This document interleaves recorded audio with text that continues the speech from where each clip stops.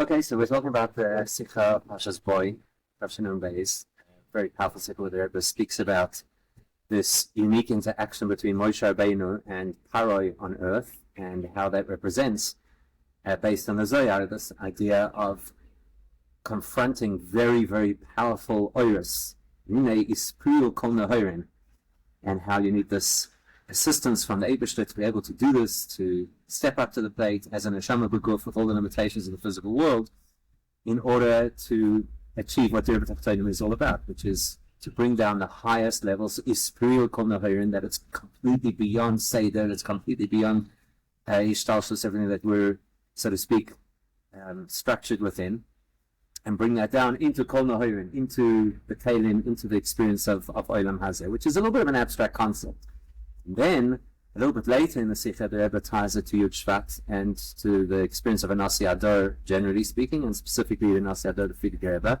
I think it's at that point that it almost becomes a little bit more relatable for us, because the examples, the description that the Rebbe gives about the Frierdiker Rebbe is very real, right? And I think it's also important in the context that Boy Nun Beis is taking place very, very close to Chazai Nadar. Yeah. So as Nun Aleph Nun Beis, as the year builds up, Boy is 6-7 weeks before Chazai Nadar. And one Nekudas that Rebbe brings out in Boy was, at the time, very jolting for the Chassidim when the Rebbe talks about the Frierdiker Rebbe's challenge in speech, and that we have to be the speakers, the Aron Achicha Neviecha.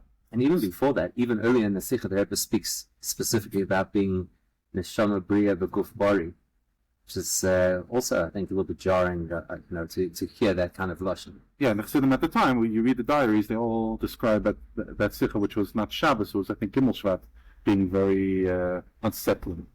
But then in this Sikha, it's a combination of, I think, 3 Sikhas that come together, and yeah, talks about the Frierdiker Rebbe and the Frierdiker Rebbe's challenges, especially in the later years of his life. Yeah, and it's kind of unusual, I think, for the Rebbe to speak in such lashonos also about the Frierdiker Rebbe, like almost in such a pragmatic way that it interfered, that the Yisurim that the Frierdiker Rebbe suffered later in life interfered with his avodah, with his ability to be able to teach Chassidus, and specifically through Dibur to be able to say Chassidus.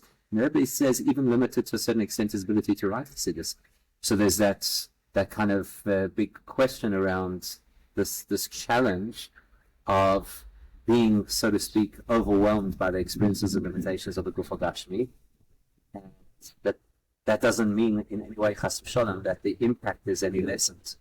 I think is kind of that nakuda about us stepping into the role and speaking where the Frierdiker Rebbe couldn't speak, where the Nasi Ador is unable to speak, and we kind of speak on his behalf. So let me ask you, how do you understand that? In other words, you think about the Frierdiker Rebbe was Bal Yisurim, especially in the last decade. I believe once the Frierdiker Rebbe arrived in the United States. So on the one hand, Bal Yisurim, the Rebbe also highlights the fact that he was a Bal Yisurim, but he did it with Simcha. Right. On the other hand, an incredible amount of accomplishment,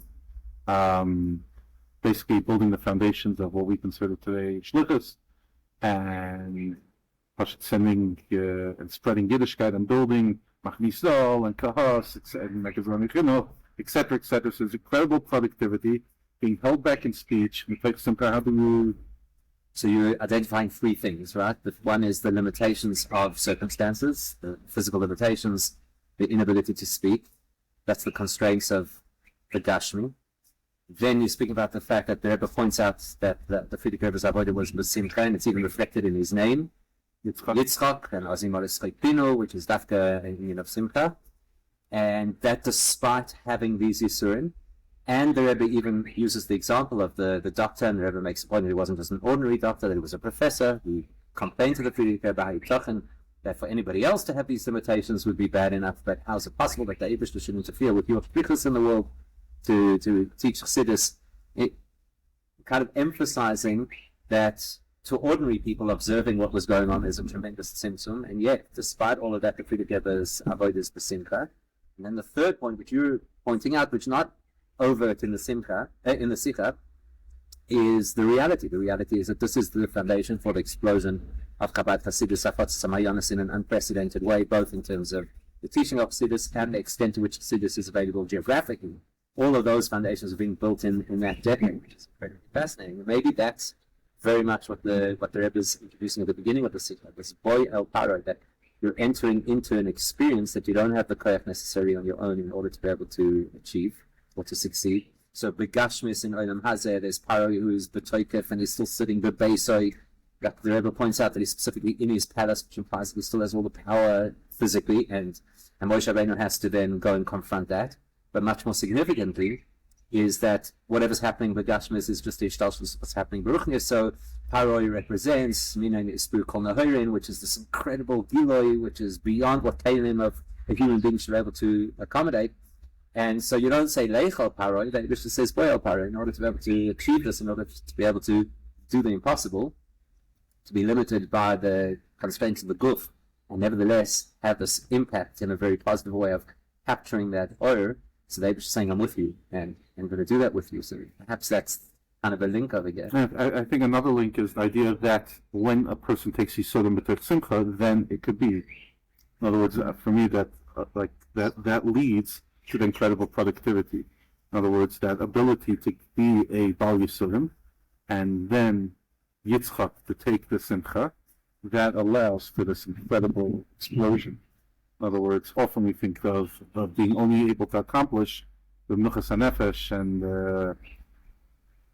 that, we often imagine that some of the greatest Gedolei Yisrael wrote their Sfarim and were able to accomplish their things when things were Menuchas HaNefesh, but most of them were not. Most of them, Rashi lived through the Crusades, Rabbi Natan, etc., and the examples are numerous. But fundamentally, when they had an attitude, which the Rebbe highlights over here, is the attitude of Simcha, that allows an incredible amount of a burst of basically confounding the realities. So in other words, when a person conforms to their reality, which says that there are restrictions and there's the Guf Gashmi and all of the things of Olam Hazeh, which are also finite and very oppressive, like Paris Moshe B'Kippah and all that kind of thing. So if you take that attitude as real, then you get stuck in that attitude. And here the Rebbe is talking about this idea of ispirium, means that it's beyond Seder and it's beyond what makes sense of the Vodas. So you take this attitude to say that there's not only the possibility, but there's the opportunity, not only the opportunity, but there's the power to use these very difficult situations in a very positive way. So you break out of it, simple practice together, kind of break out of the... And maybe in the context that Chav Zayin Adar happens just under 2 months after that, that the Rebbe is giving us almost a mandate. In other words, okay, so we all have to become the mouthpieces of the Rebbe, because the Gashmis, we're not hearing the Rebbe's voice anymore. And if we take an attitude of Simcha, you'll explode. So the Rebbe really does say that in the Sikha, that we're like the voice of the Nasi Hador in a time when the Nasi Hador doesn't have a voice for Gashmis. So are we just simply understanding that to mean that this is a contingency plan, and these are the circumstances that Eibush obviously orchestrated those circumstances, so we got to do something about it, because we're shluchim of the Rebbe, and you might even want to say shluchim shladim kamois in this context, which the Rebbe doesn't use that language specifically in the Plan B. Exactly. So is that what it is? Is it like a plan B, because this is how the Eibush now orchestrated things, so we have to respond differently? Or is there maybe a different message over here? Interesting, because you mentioned Anachichi and Nabiecha. In that scenario, was Plan A. Yeah. In other words, it's not like that was the original plan that Moshe and Aaron hold up. Obviously, everything's Bashkach Pratis. And it was very clear throughout the year in the Nalef Nambeis that the Rebbe is, the word preparing us, because I remember as a child living there, and I don't think anyone was feeling prepared for anything. I think people were being pushed on such a high. But in hindsight, the Rebbe was setting us up to develop an attitude that will keep us going for these 30 years. And then we go to the next stage of Gula very soon. So, but for 30 years, an attitude of Ispirut Kol Naharim, breaking through, not denying challenges. Like, I'll be honest, I think in Tafshinun Bey's history looked very different than it looks in 2024. It was after the fall of communism, that was all the Sikh and Tafshin Nun, it was Nisim, it was a time of incredible hope. We're now in a much more complicated time, at least for most of us. At least without the Rebbe's perspective, it's a very anxious, anxiety-provoking time. And the Rebbe is coming and telling us that whatever times you go through 30 years later, have an attitude of Yitzchak and believe the spirit called Aaron.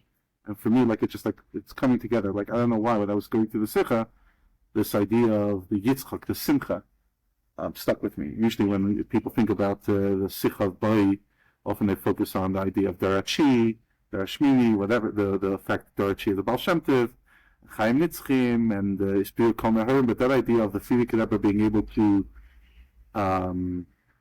overcome his challenges because he was incredible. The Simcha Rebbe says, you probably saw the Frierdiker Rebbe.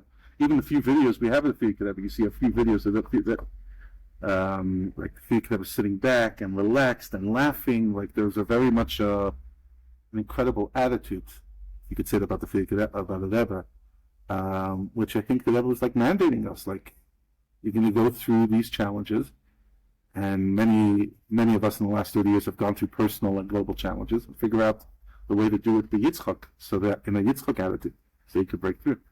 And what about the fact that the thrust of the Sikha very much seems like it's the koyach of Moshe Rabbeinu to be able to go into Paroi, and therefore that translates into the Nasi Hador, being able to enter into the challenges of Olam Hazeh, like the Frierdiker Rebbe having these physical challenges.